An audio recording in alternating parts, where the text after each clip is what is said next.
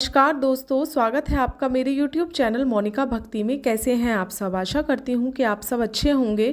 तो आज इस वीडियो में हम बात करते हैं सावन की मौना पंचमी के बारे में कि मौना पंचमी क्या होती है, उसका महत्व क्या होता है, उसकी पूजा विधि क्या होती है और उसकी व्रत कथा। चलिए वीडियो स्टार्ट करते हैं। सावन 4 जुलाई से शुरू हो गया है। सावन के कृष्ण पक्ष और शुक्ल पक्ष दोनों की पंचमी तिथि नाग पंचमी का पर्व मनाया जाता है। सावन कृष्ण पक्ष की पंचमी तिथि को मौना पंचमी के नाम से जाना जाता है। इस दिन शिवजी के साथ नाग देवता की भी पूजा करने का विधान है। मौना पंचमी का व्रत खासकर बिहार में नाग पंचमी के रूप में मनाया जाता है। मान्यता है कि इस दिन मौन व्रत करने वालों को आरोग्य का वरदान मिलता है, वैवाहिक जीवन में खुशियां आती हैं। आइए जानते हैं मौना पंचमी की तिथि। सावन माह में मौना पंचमी का त्यौहार 7 जुलाई 2023 को है। पंचांग के अनुसार सावन के कृष्ण पक्ष की पंचमी तिथि 7 जुलाई 2023 को प्रातः 3:12 पर शुरू होगी और 8 जुलाई 2023 को प्रातः 12:17 पर समाप्त होगी। अब जानते हैं इसका महत्व। धर्म ग्रंथों के अनुसार पंचमी के देवता हैं नागराज। सावन में पंचमी तिथि को नाग देवता की पूजा करने से काल का डर नहीं रहता। इस दिन मौन व्रत रखने से व्यक्ति मानसिक परेशानियों से मुक्ति पाता है। मौना पंचमी व्रत के प्रताप से शारीरिक ऊर्जा मिलती है और ग्रहों की बाधा दूर होती है। यह लक्ष्मी प्रदा तिथि है। जो निसंतान दंपत्ति शादी के बाद बच्चे की चाह रखते हैं, उन्हें ये व्रत जरूर रखना चाहिए। इससे योग्य और कुशल संतान पैदा होती है। अब जानते हैं मौना पंचमी की पूजा विधि। मौना पंचमी के दिन शिव के दक्षिणामूर्ति स्वरूप और नाग देवता का पूजन होता है। इस दिन से नव विवाहित महिलाएं 15 दिन तक व्रत रखती हैं और हर दिन नाग देवता की पूजा करती हैं। मान्यता है इससे सुहाग पर कभी कोई संकट नहीं आता। मौना पंचमी का मौन व्रत रखें और नाग देवता को घी, सूखे फल, खीर, दूध इत्यादि सामग्री चढ़ाकर उनकी पूजा करें। काल सर्प दोष से मुक्ति पाने के लिए सावन में नाग देवता की पूजा श्रेष्ठ मानी जाती है। आइए अब नाग पंचमी की कथा प्रारंभ करते हैं।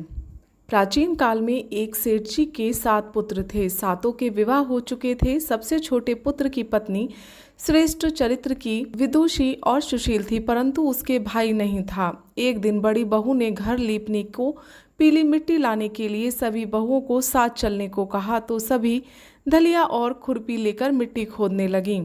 तभी वहां एक सर्प निकला जिसे बड़ी बहू खुरपी से मारने लगी। यह देखकर छोटी बहू ने उसे रोकते हुए कहा, मत मारो इसे, ये बेचारा निरपराध है। यह सुनकर बड़ी बहू ने उसे नहीं मारा। तब सर्प एक और जा बैठा। तब छोटी बहू ने उससे कहा, हम अभी लौट कर आते हैं, तुम यहाँ से जाना मत। यह कहकर वह सबके साथ मिट्टी लेकर घर चली गई और वहाँ कामकाज में फंसकर सर्प से वादा किया जो वो उसे भूल गई। उसे दूसरे दिन वह बात याद आई तो सबको साथ लेकर वहाँ पहुँची तो उस स्थान पर उसने देखा कि सर्प वहीं बैठा था और वह उसे देखकर बोली, सर्प भैया नमस्कार। सर्प ने कहा, तू भैया कह चुकी है इसीलिए तुझे छोड़ देता हूँ, नहीं तो झूठी बात कहने के कारण तुझे अभी डस लेता।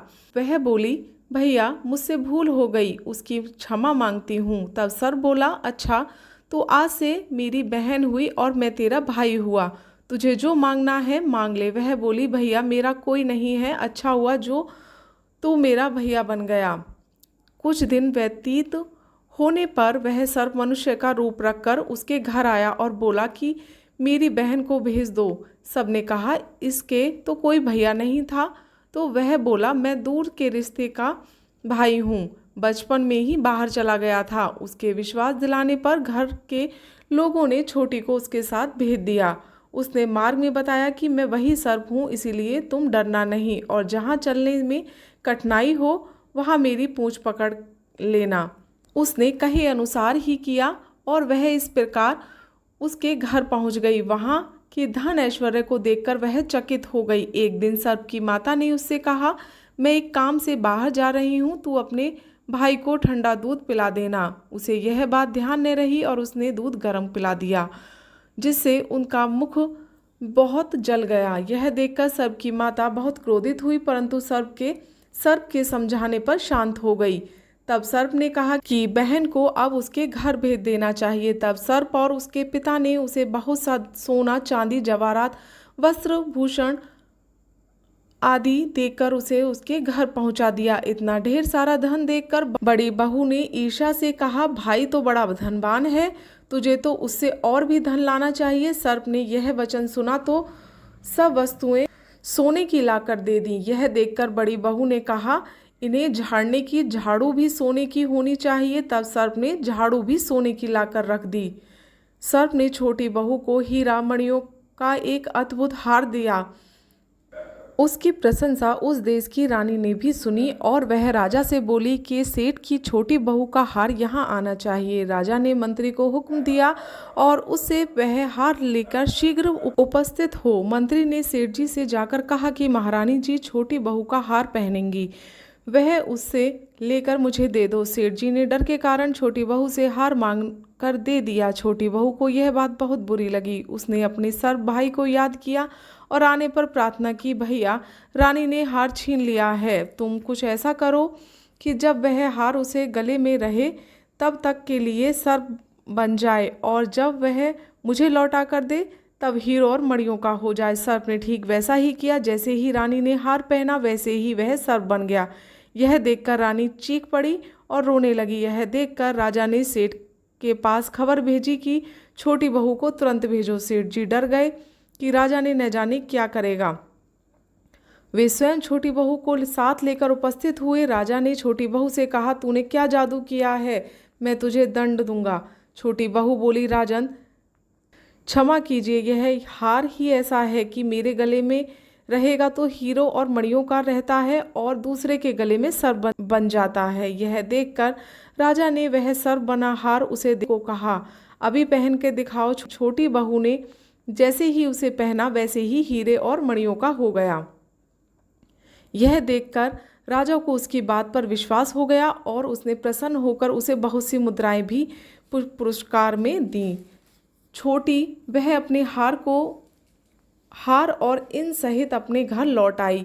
उसने धन को देखकर बड़ी बहू ने ईर्ष्या के कारण उसके पति को सिखाया कि छोटी बहू के पास कहीं से धन आया है। यह सुनकर उसके पति ने अपनी पत्नी को बुलाकर कहा, ठीक ठीक बता कि यह धन तुझे कौन देता है। तब वह सर्प को याद करने लगी। तब उसी समय सर्प ने प्रकट होकर कहा, यदि मेरी धर्म बहन के आचरण पर संदेह प्रकट करेगा तो मैं अभी तुझे खा लूँगा। यह सुनकर छोटी बहू का पति बहुत प्रसन्न हुआ और उसने सर्प देवता का बड़ा सत्कार किया। उसी दिन से नागपंचमी का त्यौहार मनाया जाता है और स्त्रियां सर्प को भाई मानकर उसकी पूजा करती हैं। तो ये थी नागपंचमी की कथा। अगर आपको वीडियो अच्छी लगी हो तो वीडियो को लाइक और चैनल को सब्सक्राइब कर जरूर करें।